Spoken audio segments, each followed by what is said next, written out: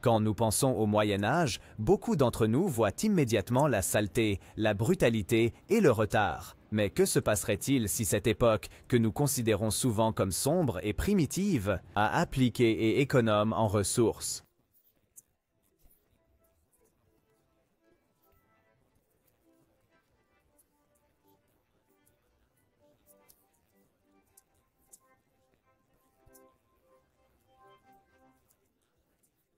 Et réduite à l'essentiel. Dans cette vidéo, nous te présentons 7 techniques de survie médiévale géniales, dont beaucoup sont encore utilisées aujourd'hui par les adeptes du bushcraft, les survivalistes et les personnes vivant hors réseau peuvent l'utiliser. Et finalement, tu réaliseras peut-être que ces gens étaient mieux préparés à un effondrement que nous. Premier feu avec acier et pierre. Au Moyen Âge, le feu n'était pas un confort. C'était la base de la survie. C'était la cuisine, la chaleur, la lumière, protection et même communication. Et comme il n'y avait ni allumettes, ni briquets, ni réchaud à gaz, il fallait être créatif avec le silex et l'acier. Cette technique est vieille de plusieurs siècles et elle fonctionne encore aujourd'hui. Tout ce dont on a besoin, c'est d'un morceau de silex, flint et un acier riche en carbone. Si on les frappe l'un contre l'autre à un angle correct, de petites étincelles chaudes se produisent. Cependant, ces étincelles seules ne suffisent pas. L'élément crucial est le matériau d'amorçage. Sec, fin et extrêmement inflammable. Les gens au Moyen Âge utilisaient pour cela des morceaux de tissu carbonisé en l'absence d'oxygène, appelés charclotes, des champignons séchés comme l'amadouvier du polypore soufre ou des fibres finement récurées de lin, de mousse ou d'écorce d'arbre. L'étincelle devait être placée avec précaution sur ce matériau et ensuite soufflée doucement avec le souffle jusqu'à ce qu'il devienne une flamme. Une fois allumé, le feu valait de l'or. Il ne servait pas seulement à cuisiner, il procurait de la chaleur dans les courants d'air. Les cabanes en bois produisaient de la fumée pour conserver la viande, de la vapeur pour désinfecter les plaies et de la lumière durant les nuits sombres, pour travailler, lire ou prier. Dans de nombreux villages, allumer un feu était une affaire communautaire. On s'entraidait, portait des charbons ardents dans des pots spéciaux de maison en maison et partageait des foyers. Le feu était le centre de la vie sociale, lors des fêtes, dans les fours communautaires, et de grandes marmites de soupe. Et le mieux, cette technique fonctionne encore aujourd'hui. Si l'on est dans la forêt ou si l'on n'a plus d'électricité, on peut allumer un feu avec du silex et de l'acier, sans briquet ni gaz. Tout ce qu'il faut, c'est de la connaissance. Patience et la force de la nature. Les gens modernes sont gâtés par les micro-ondes, les fours et les plaques à induction. Mais autrefois, cuisiner était un art de créer, de stocker et d'utiliser la chaleur uniformément. La solution, le four en terre. Un four en terre est essentiellement un trou dans le sol utilisé pour cuisiner. La méthode est simple mais ingénieuse. On creuse une fosse, on la tapisse de pierre et on y allume un grand feu. Après un certain temps, les pierres deviennent brûlantes. Quand il ne reste plus que des braises, les aliments sont enveloppés dans des feuilles, des tissus, de l'écorce ou d'argile, couverts de terre et cuits pendant des heures. Cette technique a de nombreux avantages. Elle n'a pas besoin de métal, économise du combustible car la chaleur est emmagasinée et cuit les aliments lentement, ce qui rend la viande dure tendre et les céréales plus digestes. De plus, un four en terre. Presque pas de fumée. Parfait donc en temps de guerre ou lors de la fuite, si l'on souhaite rester discret. Dans de nombreux villages, de tels fours faisaient partie de la communauté. On les utilisait lors des fêtes ou des récoltes, ensemble. Un trou, beaucoup de nourriture. Peu, bois. En plus du four en terre, il y avait aussi la méthode consistant à enrober la viande d'argile et à la placer directement dans les braises. L'argile emprisonnait l'humidité, se durcissait à l'extérieur et pouvait être frappée comme une coquille d'œuf plus tard. Il restait une viande tendre et juteuse, sans une seule peau.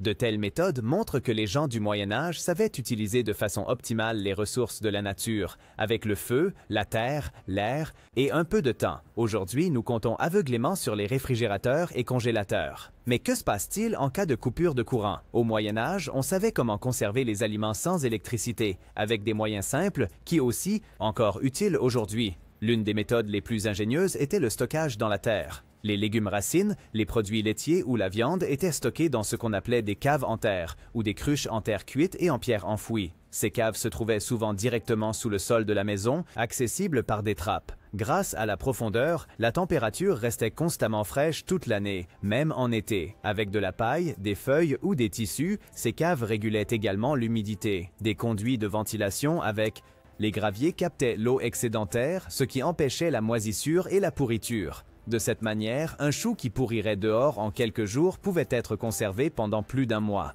Dans les villages sans cave en terre, on se débrouillait avec d'autres moyens.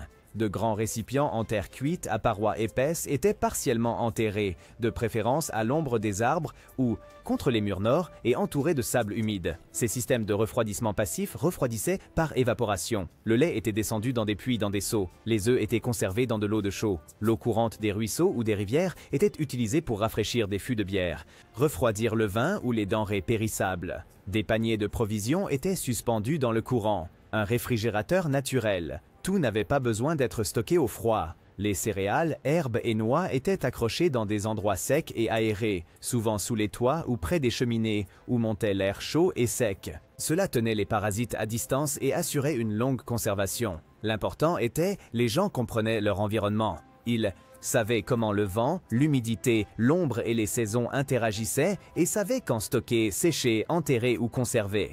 Ces principes de base sont encore valables aujourd'hui, même sans aucune technologie. L'eau potable propre était un luxe au Moyen Âge et un facteur de survie. Les puits étaient souvent contaminés, les rivières pleines de carcasses d'animaux, les étangs des foyers de germes pathogènes. Mais même sans la chimie moderne ou les filtres UV, les gens savaient comment rendre l'eau utilisable. La première étape était la filtration visible. Des matériaux comme le lin ou des tissus de laine grossière étaient tendus sur des seaux pour éliminer les particules en suspension, insectes, algues et boue. Mais ce n'était que le début. Pour un nettoyage en profondeur, on utilisait une technique qui est encore employée aujourd'hui par les organisations humanitaires dans les zones sinistrées, le filtre à couches. Cela consiste à passer l'eau à travers différentes couches de matériaux, dans des pots, des caisses ou même des troncs évidés. Troncs d'arbres. D'abord, il y a de gros cailloux qui capturent les grandes impuretés. Ensuite, des couches de sable grossier et fin qui réduisent les matières en suspension et les micro-organismes. Enfin, le charbon de bois, généralement provenant de bois dur brûlé, absorbe les odeurs, les métaux lourds et les germes. L'eau s'infiltre lentement, purifiée par la gravité et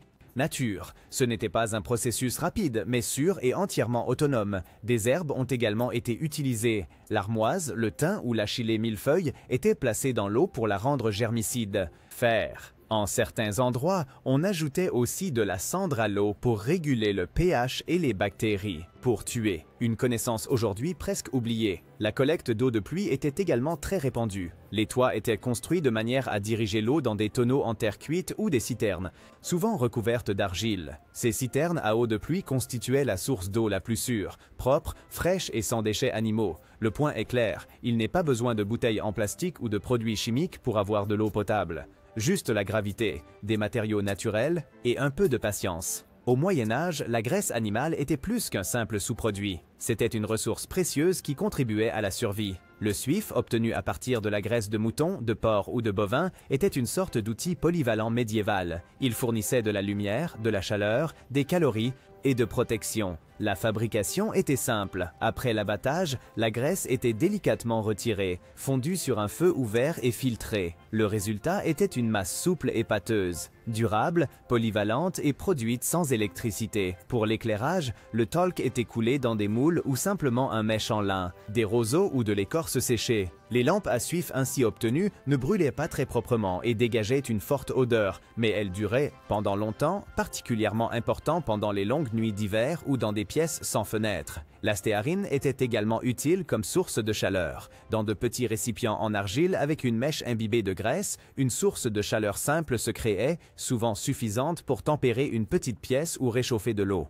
Combiné avec des surfaces réfléchissantes, comme des murs clairs ou de métal poli, il était possible d'augmenter encore le rendement lumineux. La stéatite avait cependant d'autres fonctions. Elle était utilisée comme nourriture de secours, pas vraiment savoureuse, mais riche en énergie. En période de faim, une cuillère de graisse, vitale pour la survie. De plus, le talc conservait les outils et le cuir, était appliqué comme protection de la peau ou utilisé pour lubrifier les roues de chariot. Un véritable polyvalent. Aujourd'hui, les prévoyants et les communautés hors réseau utilisent à nouveau le talc, car il est durable sans électricité, se conserve bien et fournit lumière et chaleur en cas d'urgence. Celui qui voit la graisse uniquement comme un déchet n'a jamais essayé de faire un feu en grelottant dans le noir. Bien avant l'existence des téléphones, de l'internet ou des radios, les gens utilisaient ce qu'ils avaient à leur disposition. Feu. Et avec le feu sont venus les messages, les signaux, les avertissements, la coordination. Surtout en période d'insécurité, c'était l'une des techniques de survie les plus importantes. L'idée était simple. Dans des endroits en hauteur, comme des collines, des tours de guet ou des lisières de forêt, des foyers préparés étaient érigés, toujours prêts à intervenir. Dès qu'un ennemi, un danger ou un message apparaissait, le premier feu de signalisation était allumé. De là, une chaîne commençait. Le poste suivant, qui voyait le feu, allumait le suivant. En quelques heures, une vallée entière, un comté ou une zone frontalière pouvait être avertie sans un seul mot prononcé. Les villages pouvaient se préparer, les châteaux pouvaient fermer leurs portes, les hommes prendre les armes. Cette technique était si efficace qu'elle est restée en usage en Europe pendant des siècles, même encore dans les guerres du XVIIIe et celles du XIXe siècle. Surtout dans les régions rurales où les messagers à cheval auraient mis des jours, le signal de feu était souvent la seule chance d'alerte à temps. Mais le feu lui-même n'était pas seulement un message, sa forme aussi, nombre et durée. Un seul feu signifiait peut-être danger. 2 allumés rapidement l'un après l'autre indiquaient un ennemi en approche. 3 avec des pauses entre eux signalaient direction et distance. C'était un langage de lumière et de fumée. Et même lors d'occasions pacifiques comme le début des récoltes, pour des fêtes religieuses ou des annonces royales, des feux de signal étaient utilisés. Ils étaient un point de rencontre sociale, symbole de l'appartenance et outil technique à la fois. Aujourd'hui, ce savoir peut de nouveau sauver des vies.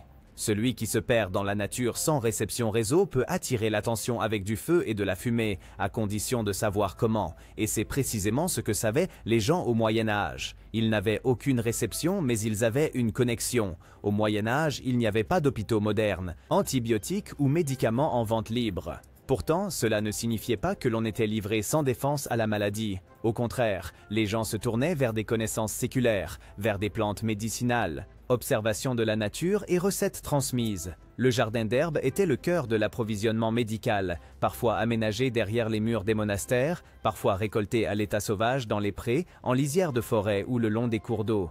Les gens savaient quand il fallait récolter quelle plante. Ils savaient à quelle phase de la lune, à quelle heure du jour, à quel endroit. Ce savoir était transmis oralement, transmis de génération en génération. L'une des plantes les plus importantes était l'achillée millefeuille. Ces petites fleurs blanches étaient utilisées pour les plaies. Elles aidaient à arrêter les saignements et à soulager les inflammations. Les paysans, soldats et bergers les portaient souvent dans leur poche, une trousse de premier secours végétal. L'ail était également indispensable, surtout pendant les épidémies de peste ou de grippe.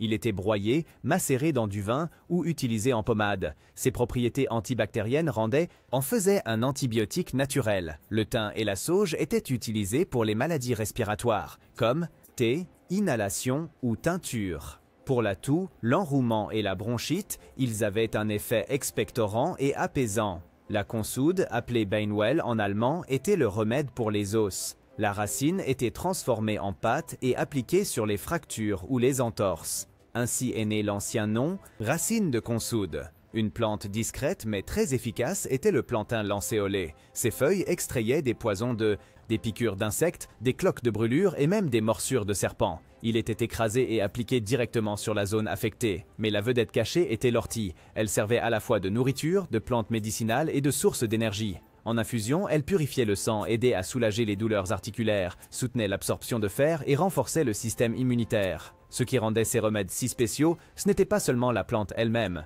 mais la façon de l'appliquer. Les gens savaient quand utiliser la racine, quand la fleur et quand la feuille. Ils savaient comment les sécher, les stocker, les broyer, les faire bouillir en tisane ou les mélanger en pommade. Souvent, ces processus de guérison étaient aussi liés à des éléments spirituels avec prières, rituels, parfois même observations astrologiques. Mais cela ne signifie pas qu'ils étaient irrationnels. De nombreux médicaments modernes reposent aujourd'hui sur ces mêmes plantes. L'aspirine sur l'écorce de saule, la tomte-coquididasta à l'anse, la morphine sur le pavot, la pénicilline sur le champignon. Les gens de l'époque n'étaient pas des médecins en blouse blanche, mais ils étaient observateurs, expérimentateurs et survivants. Ils n'avaient pas d'équipement de laboratoire, mais ils avaient de l'expérience. Et dans un monde sans pharmacie, cela faisait la différence entre la vie et la mort. Même aujourd'hui, lorsque les chaînes d'approvisionnement échouent ou que les médicaments deviennent rares, ce savoir est à nouveau d'une valeur inestimable. Une feuille récoltée au bon moment peut sauver plus qu'un flacon de pilule. Nous vivons dans un monde plein de technologies,